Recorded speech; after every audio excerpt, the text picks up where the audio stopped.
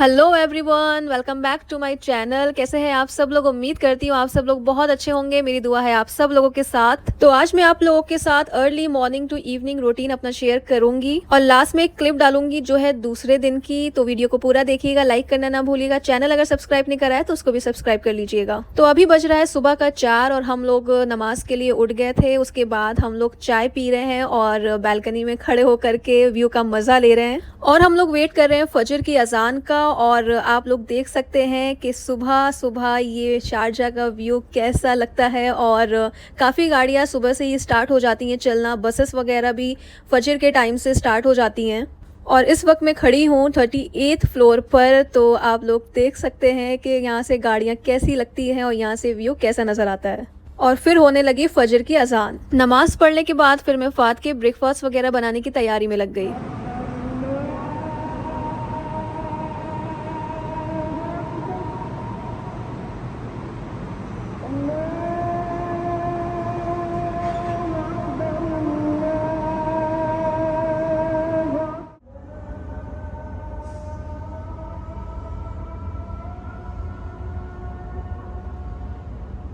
अब जी 12 बज रहे हैं दोपहर के और फहद चले गए थे। उसके बाद मैंने थोड़ी देर आराम किया, फिर ज़िदान को मैंने स्कूल ड्रॉप किया। उसके बाद अब मैं आई हूँ उनको ड्रॉप करके। ब्रेकफास्ट तो मैंने कर लिया था लेकिन मैंने सोचा कि अब मैं थोड़ी और चीज़ें खा लूँ क्योंकि इतनी ज़्यादा गर्मी है। तो मैं कोशिश करती हूँ कि जब मैं सुबह ज़िदान को ड्रॉप करने जाऊँ तो भी मैं अच्छे से खा पी के जाऊँ और जब मुझे उनको लेने के लिए जाना हो तो भी मैं अच्छे से खा पी के जाऊँ, क्योंकि कब यहाँ पर वीकनेस आ जाए, कब मुझे कमज़ोरी लगने लगे, कुछ नहीं पता होता है। क्योंकि जो यहाँ की धूप है वो बिल्कुल लगता है कि आपको जला रही है, इतनी ज़्यादा धूप होती है।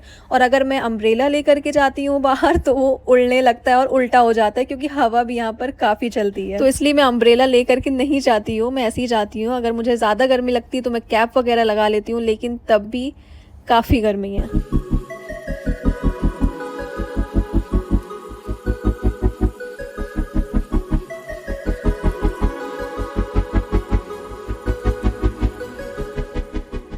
तो मैंने सोचा कि मैं दोपहर में खाना नहीं बनाऊंगी, जब मैं ज़िदान को लेने जाऊंगी तो मैं नीचे ही ऑर्डर दे दूंगी, खाना मेरे घर पे आ जाएगा। फिर मैं निकल गई ज़िदान को पिक करने के लिए।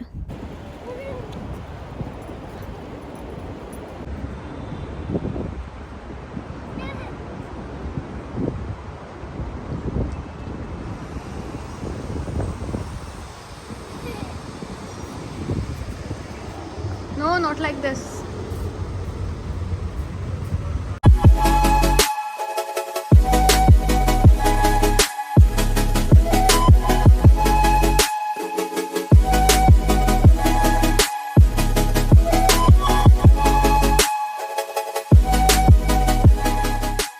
टू माई सरप्राइज़ मुझे नहीं पता था कि फ़हद ने भी मेरे लिए खाना ऑर्डर कर दिया है। तो जब मैं नीचे ऑर्डर दे करके आई वेज थाली का, उसके बाद फ़हद का कॉल आया मेरे पास और कहने लगे जाओ बाहर डोर ओपन करो, कुछ आया है। तो देखा कि ये खाना मेरे लिए आया। इसमें था कढ़ाई चिकन और बढ़िया सी तंदूरी रोटी। तो ये तो ज़िदान का काफ़ी फेवरेट है, आई मीन वेज थाली से ज़्यादा फेवरेट है। तो मैंने वेज थाली को रख दिया और ये खाना खाया, क्योंकि हम लोग इतने भी खाने के शौकीन नहीं हैं कि दोनों चीज़ें खा सकें। वेज थाली में क्या क्या मिलता है वो मैंने सोचा आप लोगों को दिखाऊं। तो पहले तो मैंने पापड़ निकाले, बड़े क्रिस्पी पापड़ होते हैं, और रोटी और मीठे में थी जलेबी, और ग्रेवी में पनीर था और दाल थी और चावल, दही, सैलेड। ये चीज़ें होती हैं वेज थाली में और काफ़ी अच्छा टेस्ट होता है। ऐसा लगता है कि मैं लखनऊ में बैठ करके ये थाली खा रही हूँ। फिर मैंने इस थाली को एज इट इज़ रख दिया पैक करके, और जब मुझे बाद में भूख लगेगी तब मैं इसको खाऊंगी बढ़िया से। खाना वाना खा के मुझे आज बहुत सारे कपड़े वॉश करने थे। तो उसके बाद वॉश करने के बाद मैंने उनको धूप में अच्छे से फैला दिया। अच्छा, यहाँ पर एक काफ़ी अच्छी चीज़ है मेरे अपार्टमेंट में कि मेरे साइड की जो बैल्कनी है उसमें जो धूप आती है वो शाम के टाइम में आती है। तो कपड़ों को अगर मैं धूप में डालती हूँ और सीधा करके भी डालती हूँ तो मेरे कपड़े ख़राब नहीं होते, क्योंकि बहुत से लोग ऐसे हैं जो कपड़ों को धूप में डायरेक्ट नहीं फैलाते हैं, क्योंकि यहाँ की धूप काफ़ी तेज़ होती है जिसकी वजह से कपड़ों का रंग चला जाता है। लेकिन मेरी बालकनी में शाम को आती है तो वो बहुत ज़्यादा तेज़ धूप नहीं होती है जो मेरे कपड़ों को ख़राब करे। और भाई वैसे भी धूप में फैलाना कपड़ों को ज़्यादा अच्छा होता है, जम्स वगैरह अगर रह जाते हैं तो वो मर जाते हैं। इसलिए मैंने शाम को शाम ही हो गई थी एक तरीके से खाना वाना खा करके, फिर मैंने थोड़ी देर आराम करा, फिर मैंने कपड़ों को वॉश करा कि धूप डायरेक्टली लग जाए मेरे कपड़ों पे।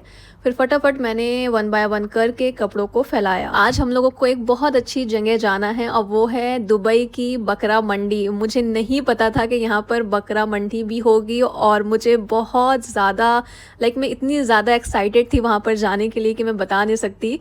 और मुझे बस दिमाग में यही आ रहा था कि कैसी होती होगी यहाँ की बकरा मंडी एंड ऑल जो भी चीज़ें हैं, क्योंकि वहाँ पर बकरे भी मिलते हैं और गाय भैंस और शायद ऊँट वगैरह भी।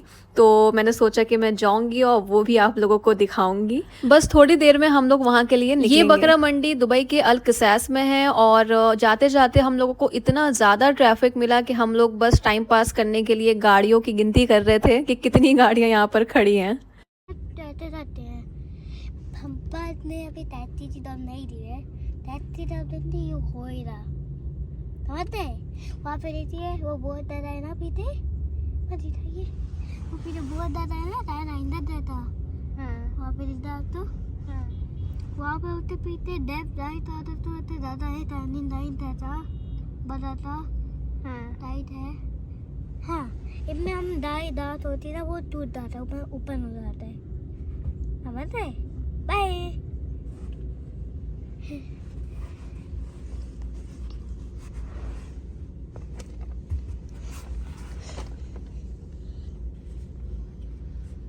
बता तेरे तो बहुत लंबा ट्रैफिक है समझ।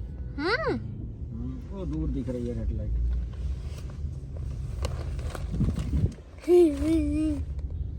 तो मेरा दोस्त है ना, तो बात करनी है। ये तो बैठ कराते हैं ना, एक दादी था वो है पीठ दादी, पीठ वो दाए मैं तीते पे पीठ ताते डालते हैं, हमने डाल बताते जाते हैं जब वो बच्चा पैदा होता है। बाय दो तो मात्र तू चिरुने वाला भी या तू आता था हुमा और हम भी था वरा आता मुता व आरा दद्दता वरा ई रहता राई दो। फिर ट्रैफिक काफ़ी कम हुआ और हम लोग आगे बढ़ते चले गए। अल किसास हमारे घर से ज़्यादा दूर नहीं है, लेकिन इस ट्रैफिक की वजह से हम लोगों को बहुत ज़्यादा टाइम लग गया है वहाँ पे पहुँचने के लिए।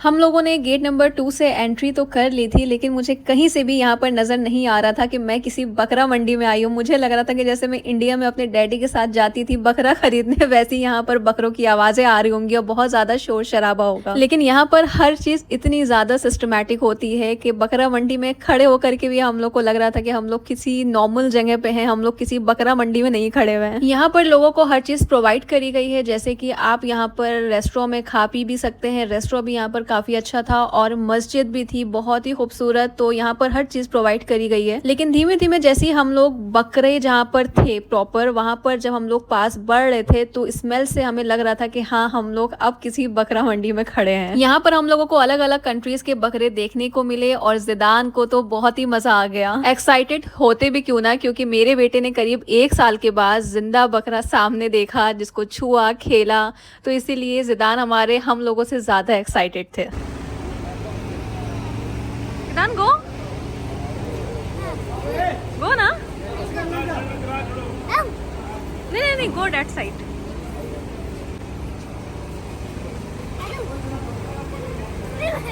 You want to touch it? Yes, touch it.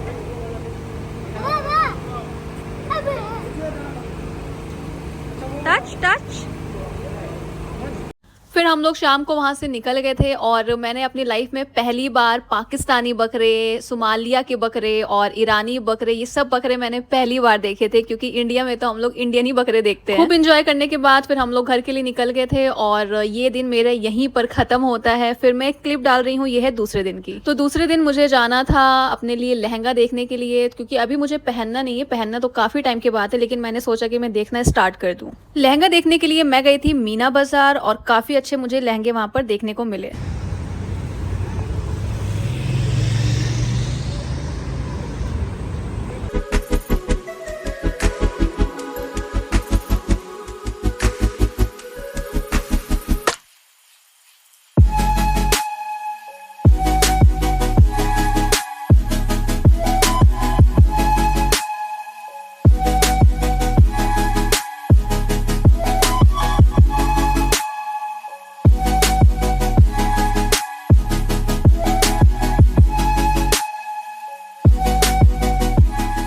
Video को यहीं पर कर रही हूँ एंड मेरे वीडियो को लाइक करना ना भूलिएगा और अपना बहुत बहुत ख्याल रखिएगा। शुक्रिया, अल्लाह हाफिज, love you all, bye bye.